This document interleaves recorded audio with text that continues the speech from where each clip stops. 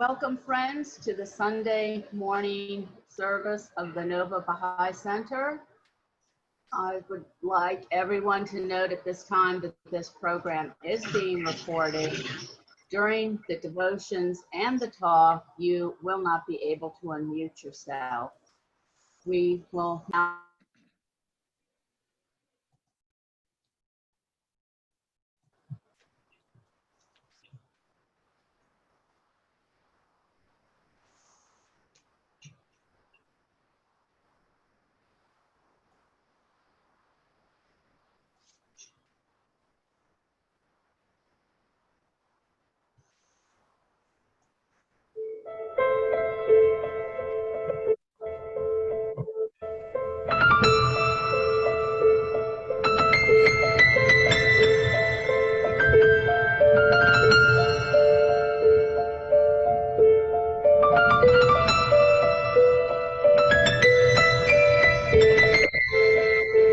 Many a chilled heart, O my God, hath been set ablaze by the fire of thy cause, and many a slumberer hath been wakened by the sweetness of thy voice. How many are the strangers who have sought shelter beneath the shadow of the tree of thy oneness, and how numerous the thirsty ones who have panted after the fountain of thy living waters in thy days. Blessed is he that hath set himself towards thee, and hasted to attain the dayspring of the lights of thy face. Blessed is he who with all his affections hath turned to the dawning place of thy revelation, and the fountainhead of thine inspiration. Blessed is he that hath expended in thy path what thou didst bestow upon him through thy bounty and favor. Blessed is he who in his sore longing after thee hath cast away all else except thyself. Blessed is he who hath enjoyed intimate communion with thee, and rid himself of all attachment to anyone save thee. I beseech thee, O my Lord, by him who is thy name, who, through the power of thy sovereignty and might, hath risen above the horizon of his prison, to ordain for everyone what becometh thee, and beseemeth thine exaltation. Thy might, in truth, is equal to all things. Baha'u'llah.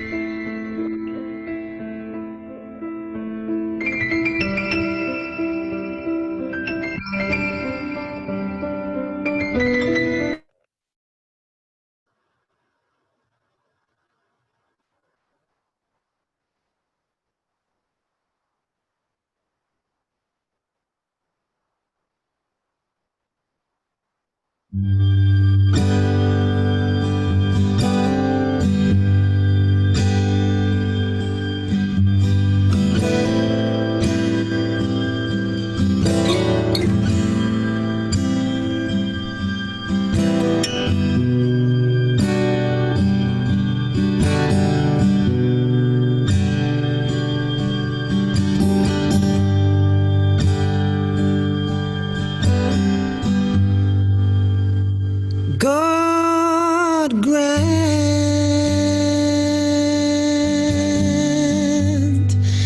that the light of unity may envelop the whole earth, and that the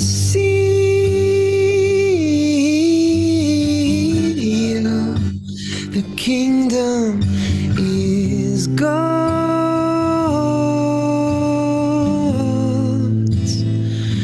may be stamped upon the brow of all its peoples.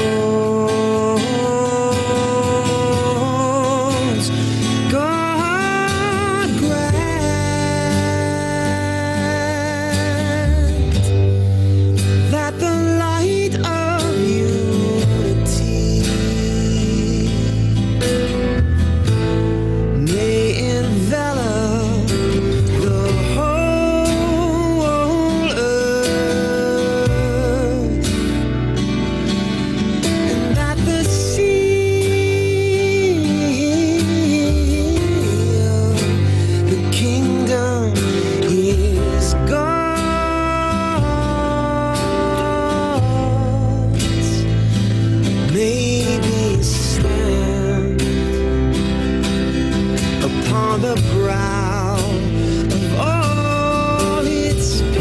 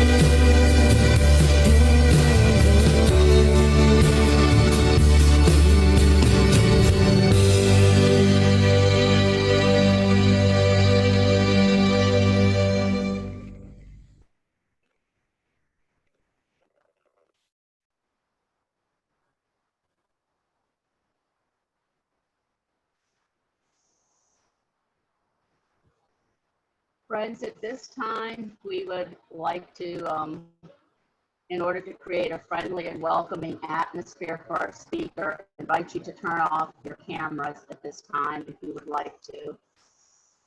Our speaker today is Shahin Sobhani.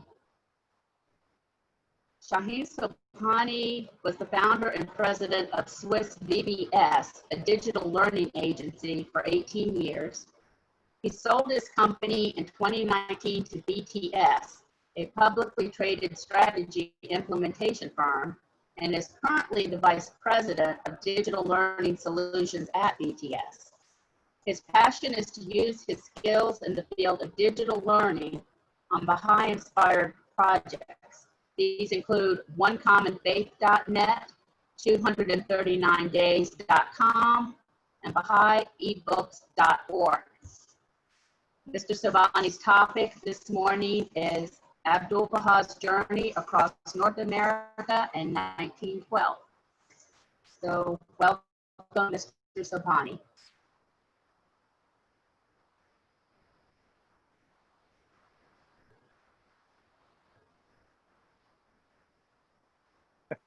I was just waiting for someone to unmute me. Thank you very much.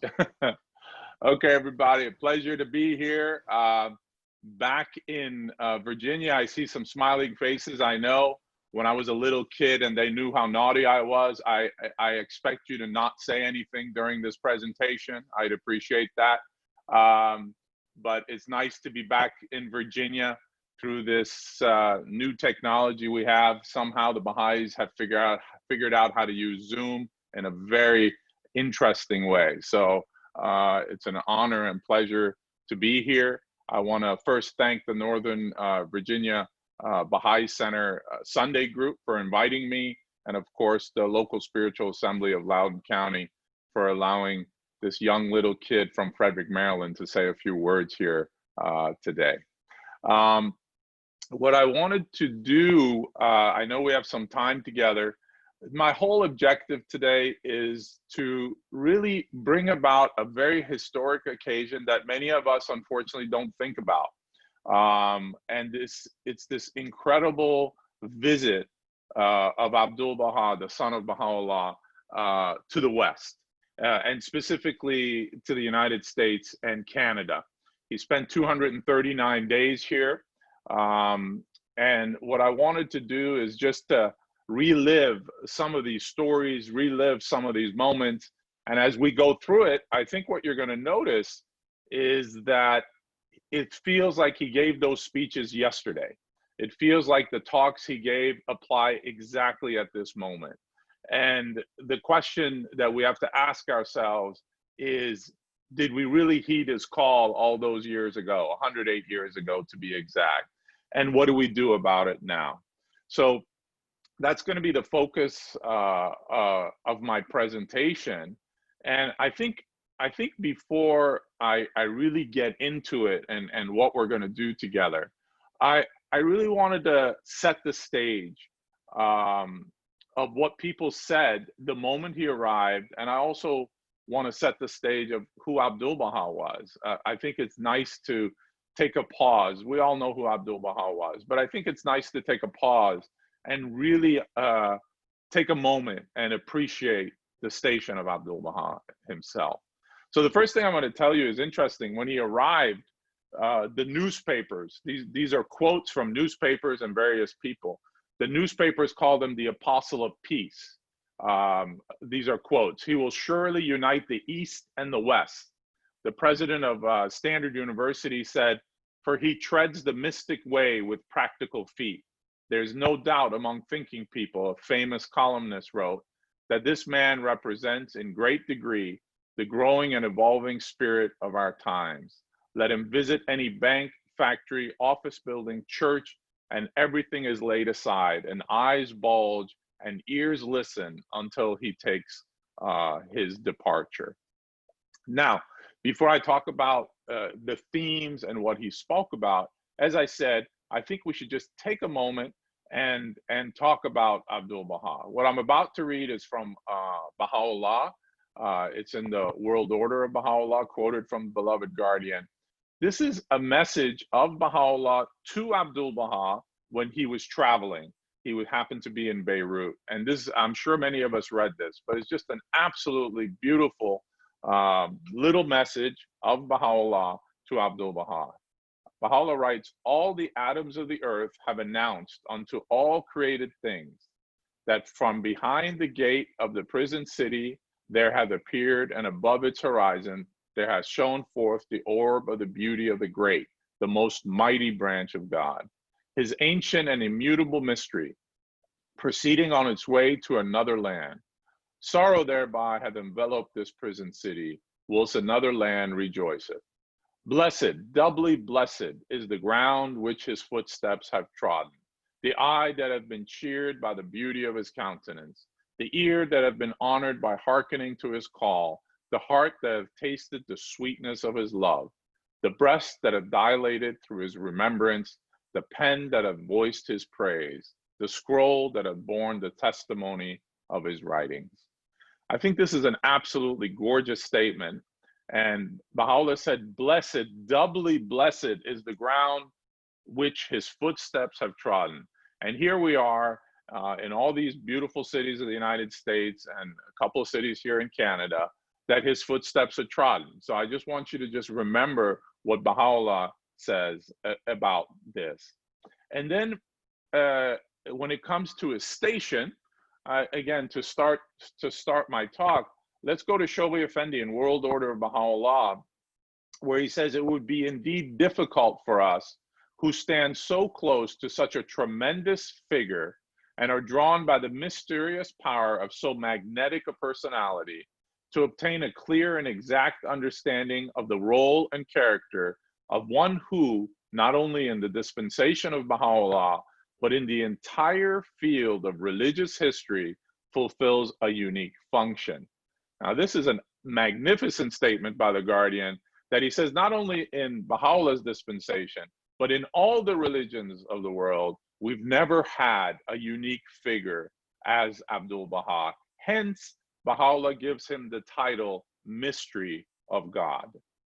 So now let's begin our trip. You know, in April 2012, 100 years after his travels, a couple of friends of mine got together with myself, and through my company, we, which is a digital learning agency, we documented Ábdúl-Bahā's journey for 239 days. And what we did was we created a social media documentary called 239days.com, which is what I'll be using.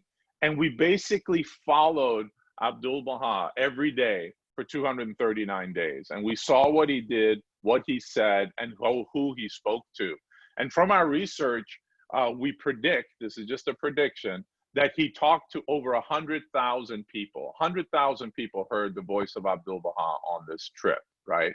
And his overarching focus of his talks was, of course, the establishment of the unity of the human race, which was the central theme of his father's faith. But then there were three particular focuses that he had, and you see it repeated throughout his journey: the issue of racial unity, peace, and equality of men and women. These were the three issues, or themes, I should say, that repeated throughout his talks. And it was interesting in 1912, of course, you know, the topic of race was at its height. Interesting that it's at its height today. Countries were arming themselves. This is 2 years before World War I, and the woman could not even vote. So the women's suffrage movement was a big movement, and Ábdúl-Bahá was giving these talks. And then, you know, he's 68 years old. And what we forget is that Ábdúl-Bahá, and the Guardian points this out, and the God Passes By, you know, Ábdúl-Bahá didn't attend, and he himself, in his own words, has said, I entered a prison as a youth and left as an old man. You know, he never went to school. He didn't move around Western circles. He was unfamiliar with Western customs and language. And he arose and he went to the greatest cities of Europe and North America and spoke with high and low alike. And that's what I'm hoping you'll see in the presentation. So he's 68 years old, and he starts a 3-year journey with 239 days of that being in the United States and Canada. So fasten your seatbelts, everybody. We're going on a little journey. Here we go. We will begin with this. Can everyone see my screen? Sandra, you good? Okay, just put a good, great. If you guys can see it, then let's continue. So let us begin. Don't worry, I'm not going to go through all 239 days. I have a limited time here. But we're going to start. I want to highlight some of the days that I think is interesting. Here we are, day 1. Ábdúl-Bahá arrives in America. It's April 11th, 1912. And we had 3 researchers full-time at the company working on this. So we researched all these things. One of our first interesting moments was who was the first reporter to speak to Ábdúl-Bahá. And we figured out who that person was. His name was Wendell Phillips Dodge. And the reporters would fight to get on a boat along with the immigration and health officials to meet the famous people that would be on the boat. Wendell Phillips Dodge had heard, he's not a Baha'i, he had heard this person that was the prophet of the East. He gets himself on a boat, he climbs a ladder, and he dashes for Ábdúl-Bahá to speak to him and get the first interview. Interesting enough, Wendell Phillips Dodge does declare himself in the faith many years later. A couple of interesting notes that I would like to show you, which means I have to do the following. So what we found while we were doing the research was the actual manifest that the immigration officers used when they entered the boat. So I want to show that to you because I think it's very interesting. Give me a chance. Let me open it up for you. There they are. Okay. So I will stop sharing and then I will share again. And here it is. So we found this in the Library of Congress, actually. So all the manifests of the ships, this is the SS Cedric. So as you can see, it leaves Naples March 30th and arrives April 11th into New York. Where is Ábdúl-Bahá? Ábdúl-Bahá is passenger number 8, as you can see. Sandra, can everyone just with a thumbs up? You can see the screen, right? Great. So Ábdúl-Bahá is passenger number 8. He, along with all the way to passenger 13, are his people that are traveling with him. So a couple of interesting notes. Ábdúl-Bahá Abbas, of course, the people are writing. And we saw this in many times. Ábdúl-Bahá specifically tells people whenever they write his name out to make sure that the B in Ábdúl-Bahá is capitalized. And you could see that here as well, right? So they make a point of capitalizing the B in Ábdúl-Bahá. And as we all know, Ábdúl-Bahá gave that name to himself. And this emphasis of him is here. They asked Ábdúl-Bahá, what is your occupation? He answers author, Persian background, And then they ask him, what's the purpose of your trip? And he says, to be a tourist. Again, if we continue, they're asking a whole bunch of questions, including who paid for this trip. Ábdúl-Bahá says, I paid for this trip myself. And then this is interesting. Here, these are some medical questions, many of them to do with sexually transmitted diseases. But at those times when someone was of prominence, they wouldn't ask those questions. That's why these questions are marked. There's nothing, there's no, there's no yes, nothing, because they didn't ask those questions out of respect. How tall are you? 5'5". They probably measured Ábdúl-Bahá at that time. His hair is gray and his eyes are blue. And where were you born? Persia, as it says here in Tehran. So that's where we find out that Ábdúl-Bahá also had blue eyes, which is of interest there. So there's the manifest. So now let's go back to the story. And the other thing I wanted to tell you is he's on the Cedric. They did have some disease in the lower caste, so they had to spend 8 hours on the boat before he left the boat. This is a picture on the Cedric with a bunch of kids. We haven't been able to identify these children yet. And what's interesting is now the Cedric is going to port, and as it goes to port, it passes the Statue of Liberty. So all the big ships are passing the Statue of Liberty, including the SS Cedric. And as he passes the Statue of Liberty, this is what he says. We've read this quote many times, but now I hope next time you see the Statue of Liberty, these are the words of Ábdúl-Bahá as he is passing the Statue of Liberty. He says, basically before this quote, he says, this is the symbolism of freedom in America. And then he makes this statement, after being 40 years a prisoner, I can tell you that freedom is not a matter of place. It is a condition. When one is released from the prison of self, that is indeed a release. And then, of course, they go to port. So he sees the Statue of Liberty and he makes this beautiful comment. So now Ábdúl-Bahá has arrived. Let's continue. We're going to go right to day 4.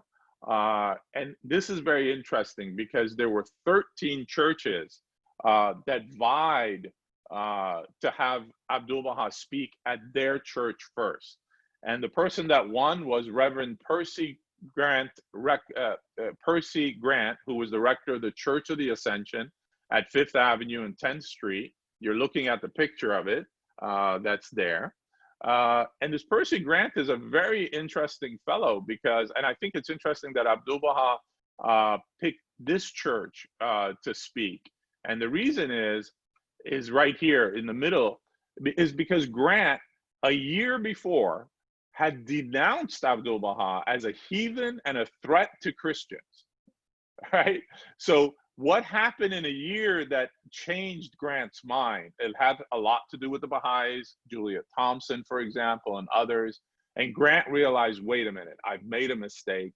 And he invites Ábdúl-Bahá, and Ábdúl-Bahá chooses to speak at his church and gives him the most coveted position, a position of great importance, which is the bishop's chair with a victor's wreath of laurel leaves, as it says here. So it is there that Ábdúl-Bahá gives his first address to the people of the United States. And of course, you could still go there and visit the church.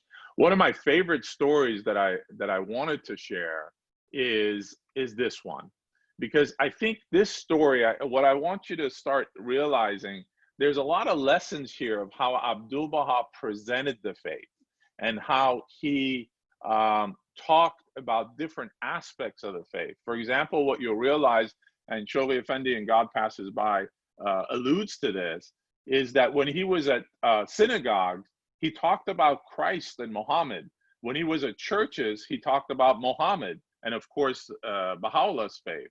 So he always took one step ahead and challenged the people that he spoke to, from scientists to political leaders to atheists to, let's say, this gentleman here. His name is Hudson Maxim. Hudson Maxim has a very, very interesting story. Hudson Maxim was in the arms business. He was an arms dealer. He was always working on creating better arms, so much so that he blew up his I think it was his right hand. So he was a one-handed guy. Left hand exploded. Sorry, his left hand exploded. So he had only one hand because he was always working to create better explosive. His brother is very famous. His brother is Hiram Maxim. He was the inventor of the machine gun. And Hiram, at the Battle of Shanganai River in Rhodesia, his machine gun mowed down, it killed 1,500 Matabele warriors while just only 4 Englishmen died. So it just shows you that the game changed when it came to war with this invention of Hiram. Why am I talking to you about him and why is this interesting? Is because look what day it is. It's day 5. He's reading the newspapers and he immediately wants to go see Ábdúl-Bahá to make sure that he stops talking about peace, because it's having armaments that it's going to keep the peace, right? So he runs to the hotel, and no invitation, Hotel Ansonia, and he gets himself in, and Ábdúl-Bahá, of course, greets him, and look how he greets him. Welcome, welcome, very welcome. And Maxim immediately says, I understand you're a messenger of peace in this country. What is your opinion of modern war? Ábdúl-Bahá says, everything that prevents war is good. Now, this hurt, this just made no sense for Maxim. And Maxim said, do you consider the great national war necessary? Listen to this beautiful answer. Why not try peace for a while? If we find war is better, it will not be difficult to fight again. But if we find that peace is the glorification of humanity, the impulse of true civilization, the stimulus to inventive genius, and the means of attainment to the good pleasure of God, we must agree to adhere to it and establish it permanently. So this answer of, let's give peace a chance. If it doesn't work, we can always go back to war. Maxim became very uncomfortable and said, but fewer people are killed in modern engagements than in battles of ancient times. So it's a deferment. It's good to have armaments. And this is, of course, way before nuclear weapons. And this is, I just absolutely love what Ábdúl-Bahá says to him. He says, the discovery of high explosives, perfecting of death-dealing weapons of war, the science of military attack, all this is a wonderful manifestation of human intelligence, but it is in the wrong direction. And of course, Maxim doesn't let up but Ábdúl-Bahá does not compromise.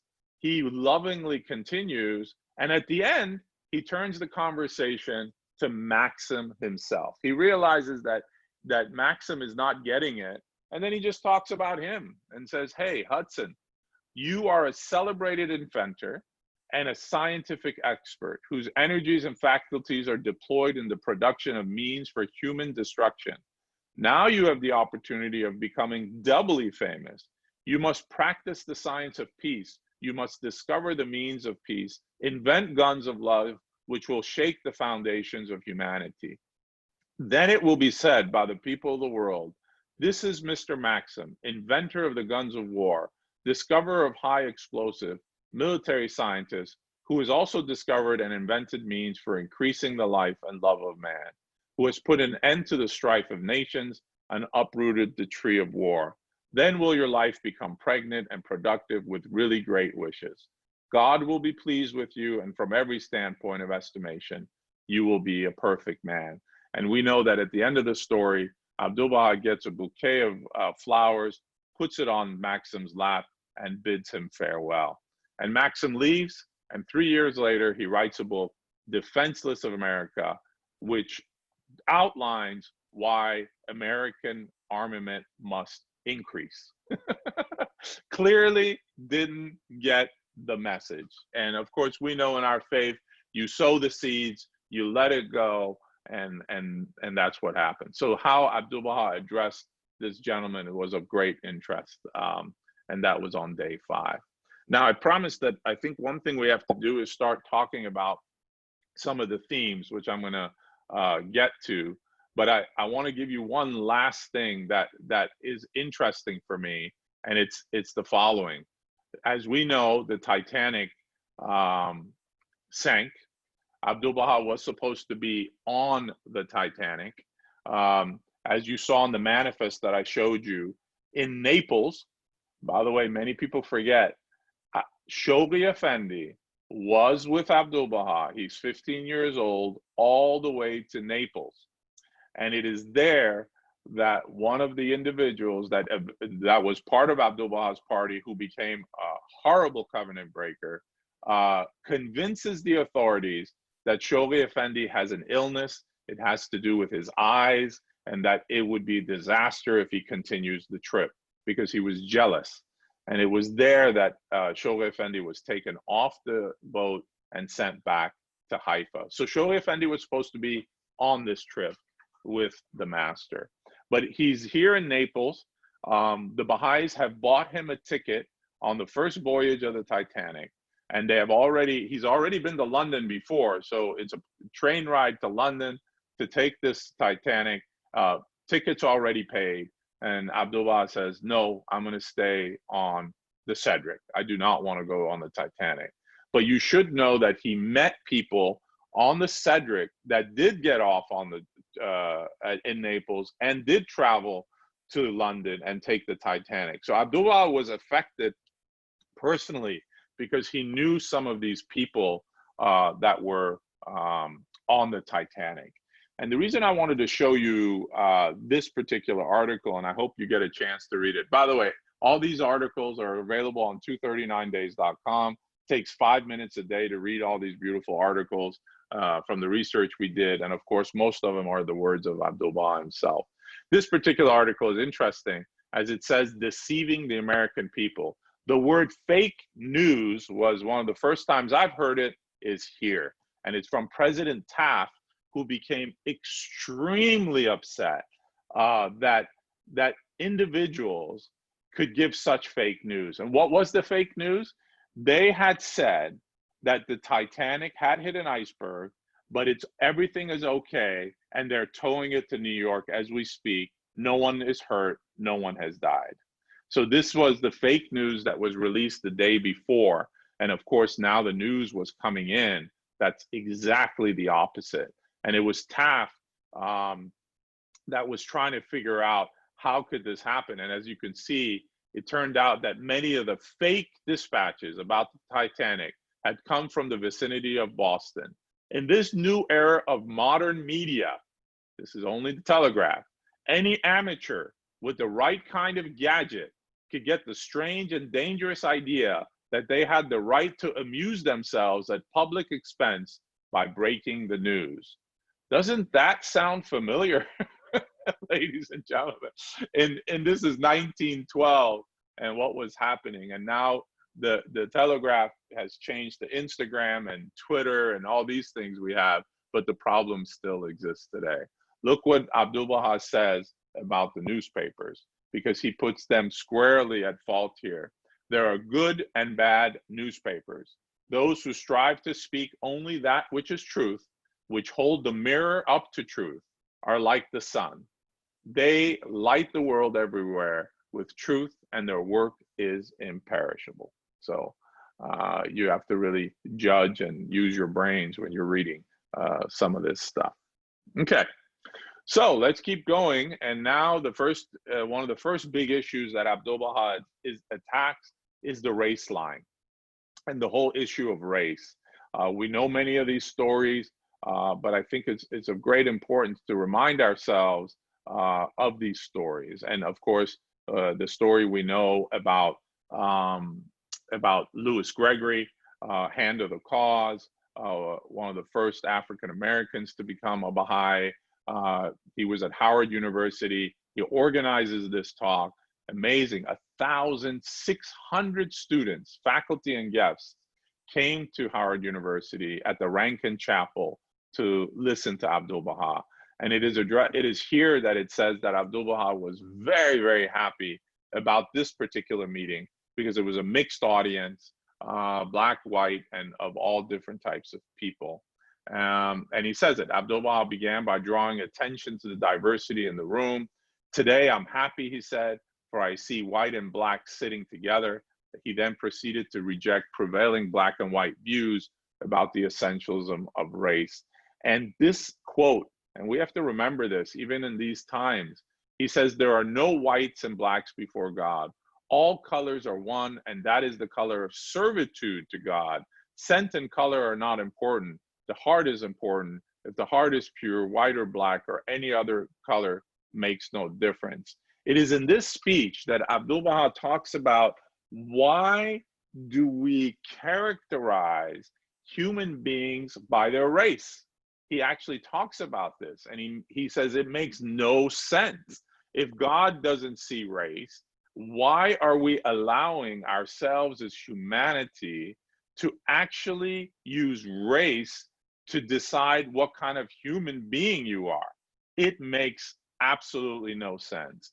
And one story I want to share with you, and some of you remember him, and one of my mentors is Professor Sohail Bushri, who lived in Maryland for a while when he was at the chair. He was at the chair for the Peace Chair in University of Maryland.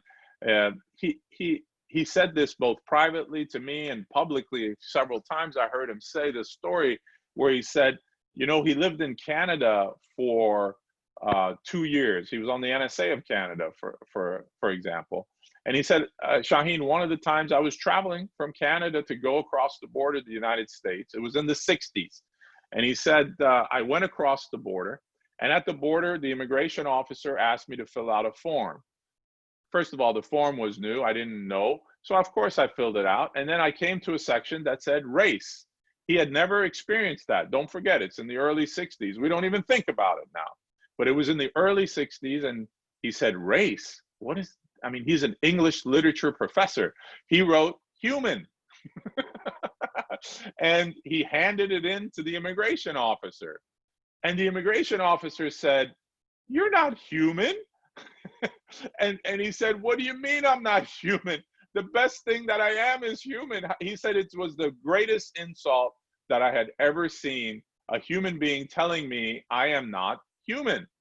And he said, well, while I was trying to convince him that I'm human, the immigration officer said, no. Where were you born? I was born in Palestine, which is Israel today. He said, okay, right, genuine Bedouin Arab. That's what you are. You're not human.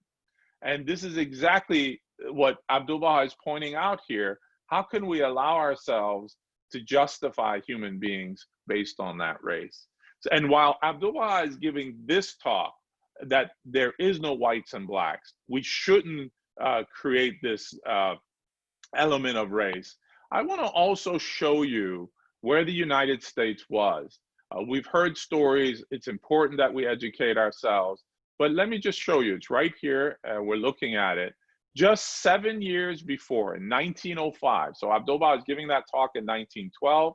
In 1905, thousands of New Yorkers had watched Ota Benga, a 37-year-old pygmy of the Mbuti tribe of Zaire, displayed in a cage at the Bronx Zoo with an orangutan. Is it a man or a monkey? Asked the New York Times. That's where we were coming from. That's what Ábdúl-Bahá had to attack immediately. That 7 years before, this was an article in the New York Times, right? So I think all of us should remember these points and this history and what Ábdúl-Bahá, of course, did. And that's why this story is beautiful, which I know all of you have read, about Louis Gregory. Ábdúl-Bahá asks him to come to the Persian Charge d'Affaires building, and he's having a long talk with Louis Gregory. And then it's time for a luncheon. Louis Gregory quietly leaves through a back door. There's 19 place settings. Ábdúl-Bahá has the seat of honor. He sits down, and then he suddenly stands up and says, "Where's Mr. Gregory?" He asked. "Bring Mr. Gregory." And Ali Goli Khan goes. Mr. Gregory is walking down the street. He finds him, brings him back. Mr. Gregory, of course, listens to Ábdúl-Bahá, knowing that this is not the way it's done here in social society. Most people are not Baha'is there. And he brings Gregory in. he sets a table, a place setting right next to him and says, please sit. And then he just starts having a conversation with everybody like nothing happened.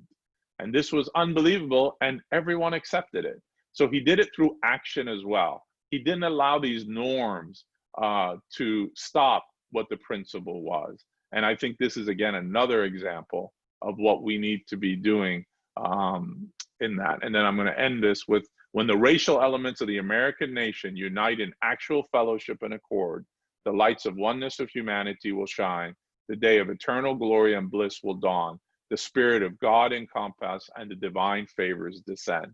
So the most challenging issue, if it's not resolved, all these things will not happen in the United States. And while he's in Washington, he stays at the Parsons home on DuPont Circle. For people, you guys know where that is in Washington. And this is a fascinating story. He goes to the White House. He's been invited to meet President Taft at the White House. He goes there with Dr. Farid and Mrs. Parsons. We found this great research that we did. We found this, that he was in this carriage. It's in the morning. He gets to the White House, the famous circle in the White House we've all seen in the news and pictures. The chief of staff comes out and says, sorry, the president had just come. It was an election year, and he was at a campaign.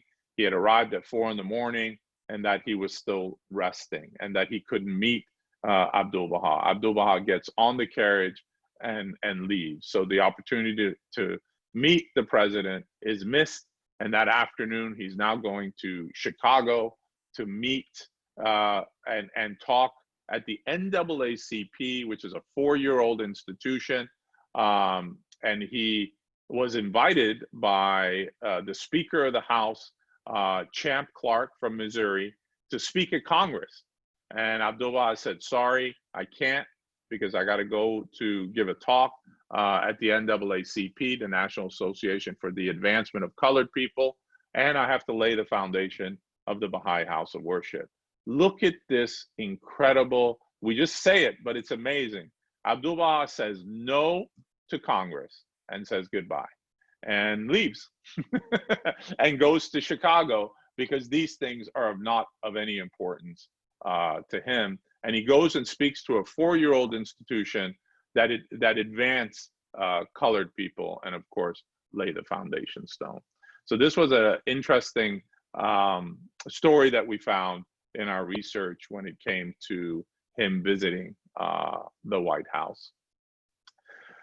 Now I want to give you some stories about the other aspects when it came to peace and the whole peace movement. So you should know that Ábdúl-Bahá was invited to the United States by the Baha'is first, and eventually by others, that other institutions. And the first thing I was going to say, when the Baha'is in 1908 invited Ábdúl-Bahá to come, Ábdúl-Bahá said no. Why did he say no? He says, because we have the unity of the human race, and Black Baha'is and white Baha'is do not meet together. If that doesn't change, I'm not coming to the United States. Ladies and gentlemen, this is 1908. And so until Baha'is started meeting together as one, then he came. He accepted the invitation. And the other one was this particular event. This is the Lake Mohonk Peace Conference, it was called. It was the 18th annual conference. And he accepted this invitation. And this was one of the main reasons he came to the United States. This invitation and the invitation of the Baha'is. This was a very, very prominent conference that Ábdúl-Bahá accepted to go to. It's in upstate New York. It's absolutely a beautiful setting up there. I've been there. I was there for a wedding, and it's just a gorgeous area there for Ábdúl-Bahá to speak. Some interesting notes. As they took the train there, and then they had to take a carriage to go to the place, Lake Mohonk. Ábdúl-Bahá was so excited to have fresh wilderness around him and fresh air around him. He began to sing and told the others to join in. So here's Ábdúl-Bahá singing in his carriage and asking everyone else to sing with him. And Dr. Farid his translator said he couldn't remember this ever happening before, where Ábdúl-Bahá just broke out in song and asked others to sing with him. So this Lake Mohonk Mountain House is where he gave these incredible talks on the peace movement, and went step by step. He gave 7 steps, so they're all here. I'm not going to read them for you because we don't have time. But from first, he talks about the first aspect is about religion. The second principle is the oneness of humankind, and it just continues. So he gives this unbelievable talk at Lake Mohonk on how to establish peace in the world. This is Mr. Smiley, Albert Smiley. Albert Smiley was the owner of Lake Mohonk, and he was the convener and a forward thinker. So don't forget, this was the 18th anniversary. So he started this conference in 1894, right? A year after Baha'u'llah passes away, he starts this conference. And this is, of course, 1912. So he's a very forward thinker of the time. And Ábdúl-Bahá had tremendous respect for him, because the story I want to tell you is he wants to give Ábdúl-Bahá wants to give him a gift because of who he was. This is Smiley again standing here. And Ábdúl-Bahá wanted to present a Persian carpet that he had for him, but they had forgotten the carpet. The Baha'is had forgotten the carpet. It was back in Manhattan. So Dr. Zia Baghdadi gets in a train in the morning. The whole thing is going to end in the afternoon. He gets in a train. It's not as easy as we know today. He had to get on a freight train, carriages, gets himself to Manhattan, brings the carpet back, and just in time, when he gets the carpet, he gets it to Ábdúl-Bahá. Ábdúl-Bahá is literally saying goodbye to Mr. Smiley, and he gives the carpet to Mr. Smiley. Mr. Smiley sees the carpet, takes it from him, opens it up, and then his wife, Mr. Smiley's wife, all of a sudden has a big gasp. And Mr. Smiley notices it too, and he looks at the carpet. He turns to Ábdúl-Bahá and says, "This is fascinating. We lived in Egypt for many years. We also had a beautiful carpet just like this that was burnt down in our house in Egypt, and it looked exactly like this." So here's Ábdúl-Bahá giving him a carpet that was of great sentimental value to this couple there. And just for fun, I will show you this carpet. Here's the actual carpet. This is my beloved mother.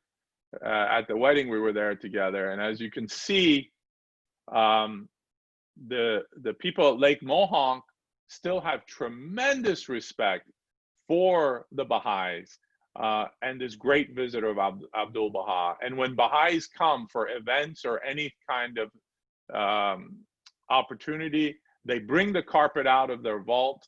So this carpet was touched by Ábdúl-Bahá and given to Mr. Smiley. And I wanted to use this story to show you how close we are still to Ábdúl-Bahá and who he was. That here I am with my beloved mother that could actually touch and see what Ábdúl-Bahá gave to the Smileys.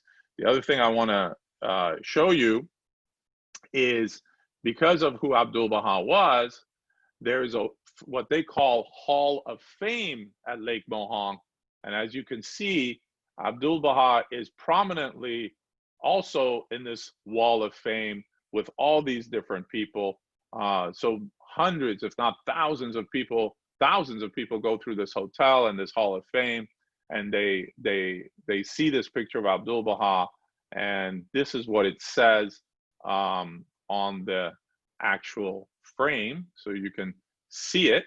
This is on the bottom of the picture of Ábdúl-Bahá. It talks about Ábdúl-Bahá, that he was here in 1912. He gave a talk, The Oneness of the Reality of Humankind, and upon his departure, he presented Albert Smiley with a Persian rug from his own home to honor Albert's efforts towards world peace. So it's fascinating, again, how close we are to all of this stuff that still exists. That's in a hallway right now in Lake Bohonk. Okay, ladies and gentlemen, I've been talking a lot. I'm coming to the end, but I want to touch on one more topic. And we talked about peace movement. We talked about, of course, the racial issue.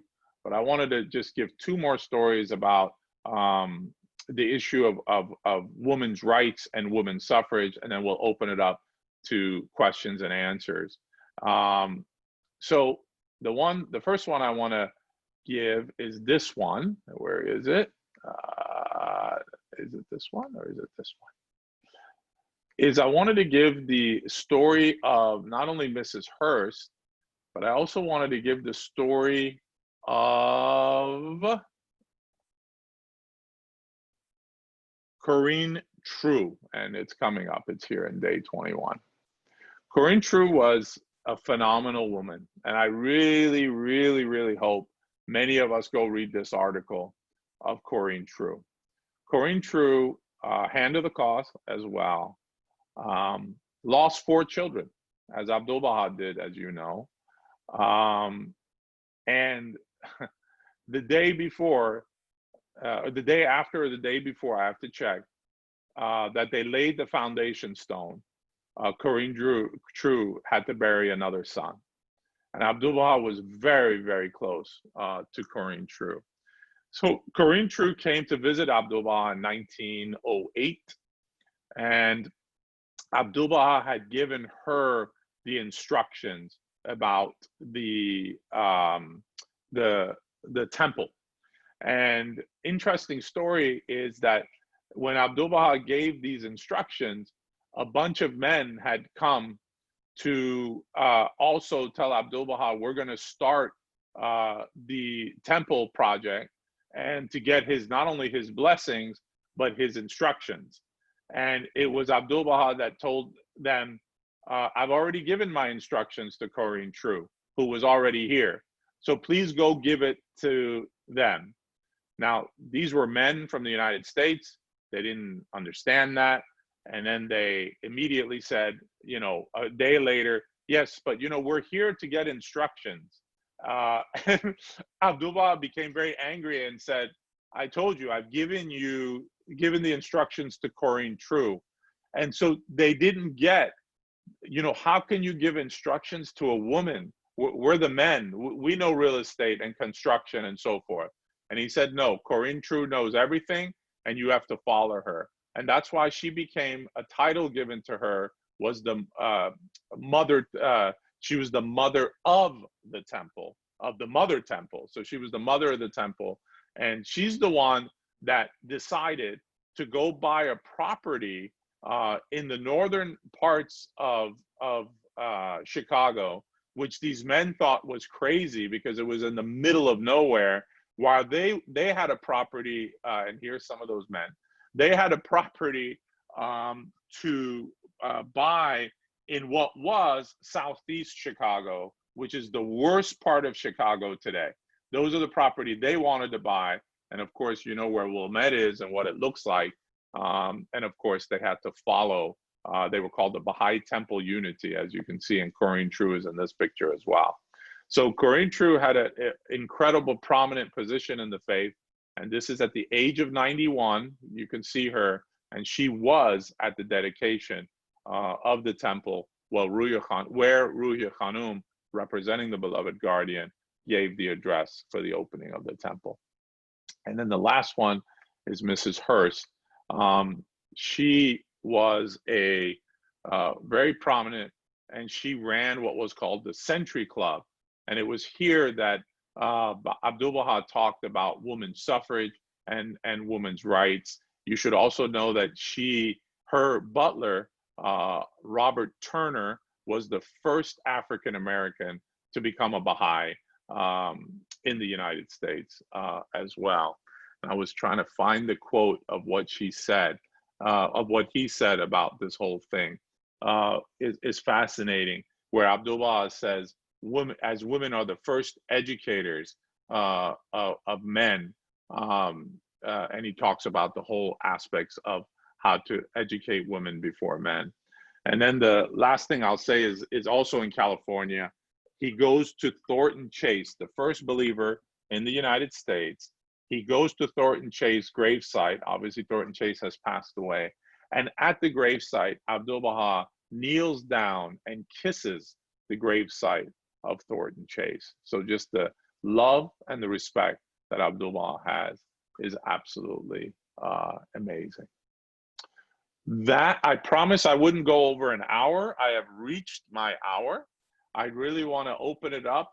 If anything, I'm just going to end with, you know, you really should give yourself a chance to go through this website, read these stories of Ábdúl-Bahá and who he was and what he did and what he said to all these different people in the United States.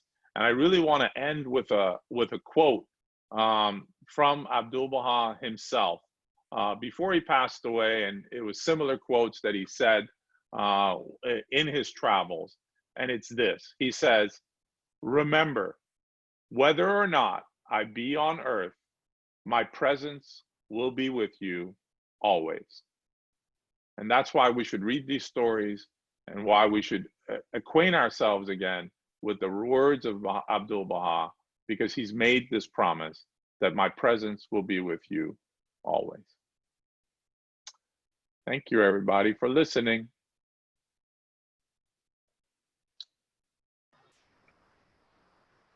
Thank you, Shahin. I'm reading all kinds of remarks in the group chat. Everyone loved your presentation. One question that is here in the chat says, can you please tell us how you came up with the idea of this 239 days website and how it came about?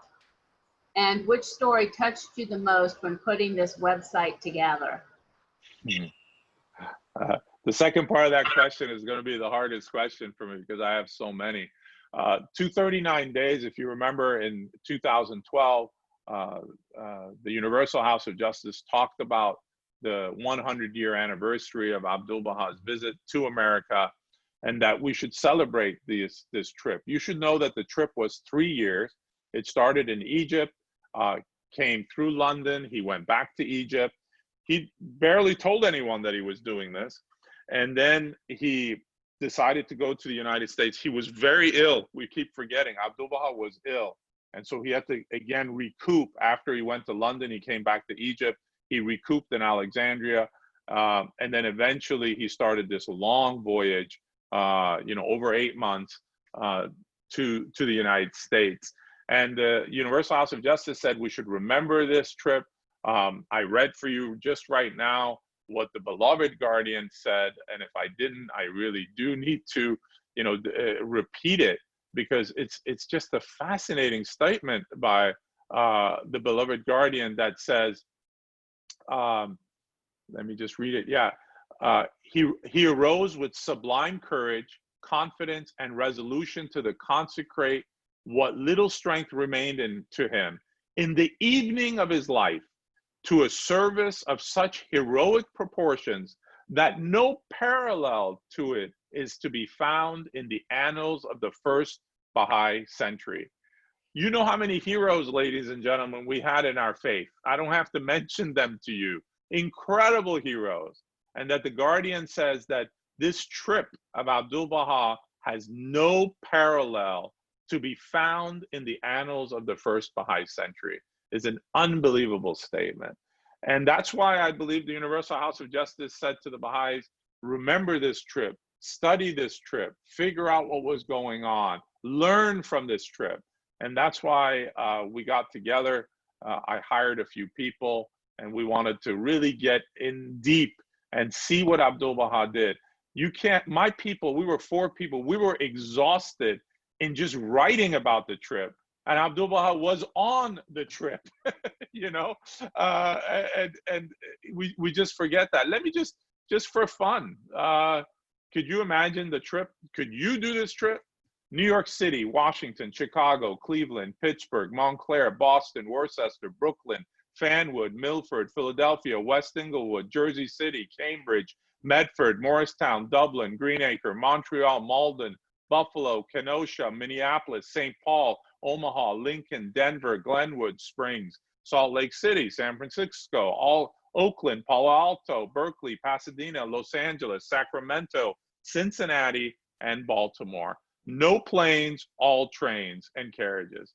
I mean, I get tired reading all those cities. And here's a 68-year-old man that did it. And of course, he was not a man. He was otherworldly to be able to do. And then to your story, what's my favorite? That's a tough one. I told you Hudson Maxim, I love that.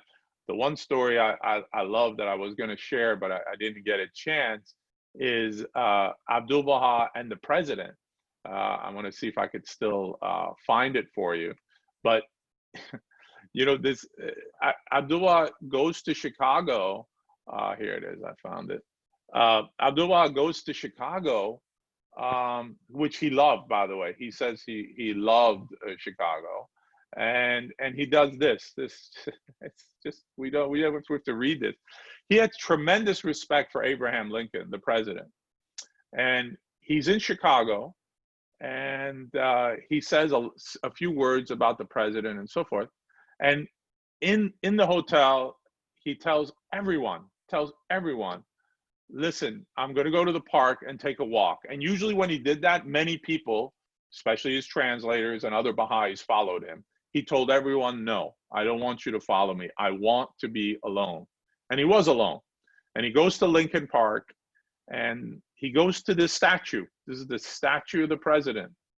And he stands in front of the statue for 15 minutes, ladies and gentlemen. Just stands in front of the statue, all alone. We have no idea what he was thinking. Was he saying anything? Why did he do that? But it's just incredible because of what Lincoln did for the country, of course. But that he did this. And when you read the Gettysburg Address of Lincoln, it's right out of the writings of the faith of what he said, right? And thank God one person captured this. If you can see this picture, this white image here is Ábdúl-Bahá, and this is the president. And there he is, standing in front of Abraham Lincoln. So there's tons of these stories, and it's hard for me to tell you which ones are my favorite. So I encourage you to read them yourself, and you one day tell me which one is your favorite. Next question. I see a question, how long did it complete? We started 4 months before he arrived, April 11th. And it was every day. And I could tell you in the 239 days, I think there were 6 days we had nothing to write because Ábdúl-Bahá didn't talk to anyone and didn't do anything. And you know why? He was on a train going somewhere from east to the west or to Montreal. He visited Niagara Falls, and in Buffalo, he took a break. They wanted him to stay a week. He said, I don't have a week. He stayed 24 hours and left. And he saw Niagara Falls, and it was there he said, these falls will create incredible power for the world, for the area. And of course, they now have turbines there running electricity and so forth. So I think it was 6 days that we had nothing to write. The other days, every day is filled with an incredible story or an incredible talk. Another question we had here is, have you considered writing a book on the trip also? Yeah, that's come up a few times to create like a coffee table book. This was created as a social documentary, and everything is documented that way. The site is being revamped. It's funny, we're talking about it, and in about a month, we're putting all the footnotes of how did we know Wendell Phillips Dodge? Who was he? What was his background? How did we find out? For example, I'll give it to you. President Taft. We look everywhere. Nowhere. How did we know he met President Taft? Because it was in the diary of Mason Remy. And, you know, of course, Mason Remy was a devout believer back then. He himself said, Ábdúl-Bahá said, I'm like his son. So as a devout believer, he put these diaries and what he did. And you know what he did? And this is where his ego helped us. He took all his diaries, he put them together. He was a very famous architect, and he gave it to the Library of Congress and 3 other libraries in the United States and said, future historians are going to want these diaries, so I'm giving them to you. So my researchers had to go to these libraries, put white gloves on, and get Mason Remy's diaries out and read them and find these historical facts, right? So there's still a lot out there, and we wanted to make sure that it's kept. Will it be a book someday? We feel the way it is now, the new site that's coming up that will have all the footnotes, the research, is the way to go for now, at least. But the book isn't out of the question, but not right now.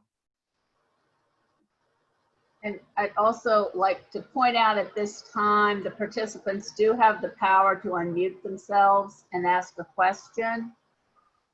Another question here on the chat is, what would you advise to youth today and the importance of studying the life of Ábdúl-Bahá through the beautiful and brilliantly designed website? And then they also ask for the link to the website. I believe that's 239days.com, and it has been posted in the chat. Right. When it comes to youth, this was one of the focuses for us. That's why, you know, the youth of today, and we're all getting like that, you know, our attention span has decreased. We're in a Twitter age, and we're hoping that these articles which will take you 5 to 6 minutes a day while you're drinking your coffee or having your breakfast, is the way that these were set up. So, you know, and we've had many people that followed it, that's exactly how they used it. You should know that when it was launched in 2012, there were many people that were not Baha'is that followed it, including a professor somewhere in the Midwest that not only thanked us for the site, but used it in his study of American history and followed the stories of Ábdúl-Bahá and what he did. And I'm telling you, mark my words, future historians will talk about who Ábdúl-Bahá was and what he talked about. For example, he talked about interracial marriage in Ohio when 26 states, it was illegal to have interracial marriage, for example. Why did he pick Ohio to speak? Because it was the state that was not illegal to have interracial marriage, right?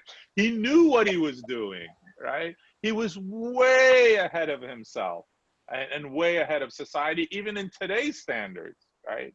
So, you know, definitely the website is a great source, but the Baha'i youth have to read Ábdúl-Bahā's own writings that we have out there, some answered questions. The House of Justice just released 12 table talks to Corinne True in 1908. It's in the website, Baha'i Reference Library. We should go read those 12 table talks. Fascinating. For me, the first table talk, Ábdúl-Bahá talks about there's 3 types of prophets. I'm not going to tell you what he said. I want you to go read it. I didn't know that. I thought there was one kind of prophet. There's 3 types of prophets Ábdúl-Bahá talks about. Well, we got to go read that stuff. The other one is, if you like history, read Memorials of the Faithful. Ábdúl-Bahá selected heroes in our faith and wrote an article about them and who they were and what they did in the revelation of Baha'u'llah, right? So reading his own writings, if you love history, the secret of divine civilization, that's going to become the Bible for many people when they build civilizations in the future, right? He wrote it anonymously to the people of Iran. This was an incredibly unique figure. So I hope the youth get excited from these really tangible stories. I just told you a story that he saw a Statue of Liberty. I told you a story where he saw Lincoln's statue. These things still exist today. We can go see him and read the story and see what he did.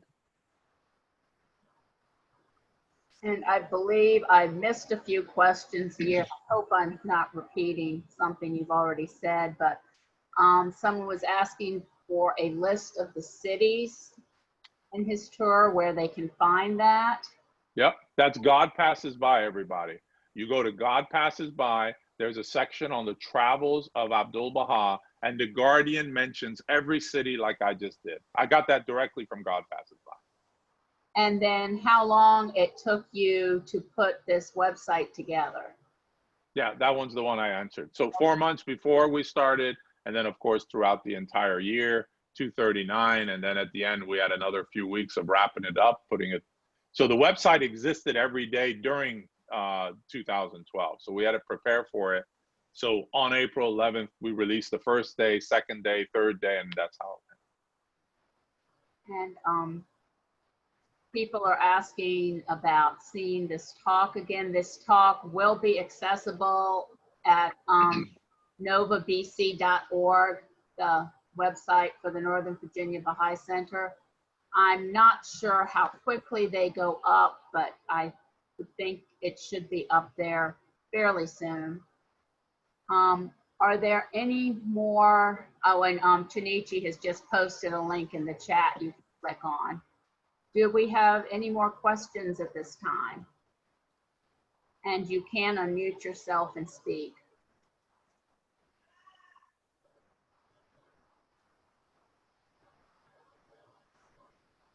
Okay, if there are no more questions, we will go ahead and wrap this up. Our speaker next week is going to be Hedia Godfrey, and her topic is a conversation on race amity. She is, as I understand it, going to be expecting group participation. So come ready to participate. And I'm not sure, but we're also working on getting some live music. So at this point, we are going to go ahead and end. You may click on leave the meeting, and the group is going to leave things open for a few minutes for anyone who would like to stay and make comments or ask further questions. And we hope to see you all next week. Thank you, everybody, for taking your time. Thank you very much. In the name of God, the Lord of overpowering majesty, the all-compelling. Hallowed be the Lord in whose hand is the source of dominion. He createth whatsoever he willeth by his word of command, be, and it is. His hath been the power of authority heretofore, and it shall remain his hereafter. He maketh victorious whomsoever he pleaseth, through the potency of his behest. He is in truth the powerful, the Almighty. Unto him pertaineth all glory and majesty in the kingdoms of revelation and creation, and whatever lieth between them. Verily, he is the potent, the all-glorious. From everlasting he hath been the source of indomitable strength, and shall remain so unto everlasting. He is indeed the Lord of might and power. All the kingdoms of heaven and earth, and whatever is between them, are God's, and his power is supreme over all things. All the treasures of earth and heaven, and everything between them, are his, and his protection extendeth over all things.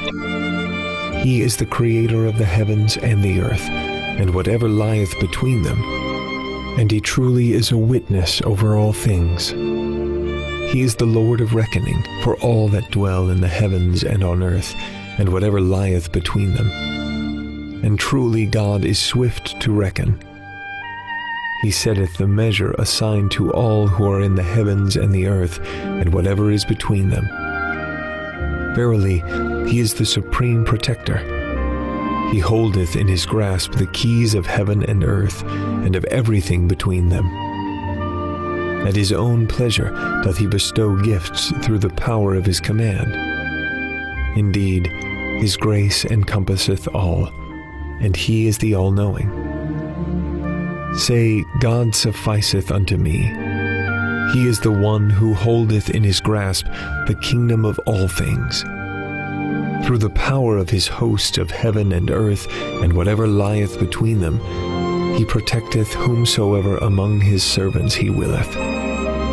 God, in truth, keepeth watch over all things. Immeasurably exalted art thou, O Lord. Protect us from what lieth in front of us and behind us, above our heads, on our right, on our left, below our feet, and every other side to which we are exposed. Verily, thy protection over all things is unfailing. The Bab.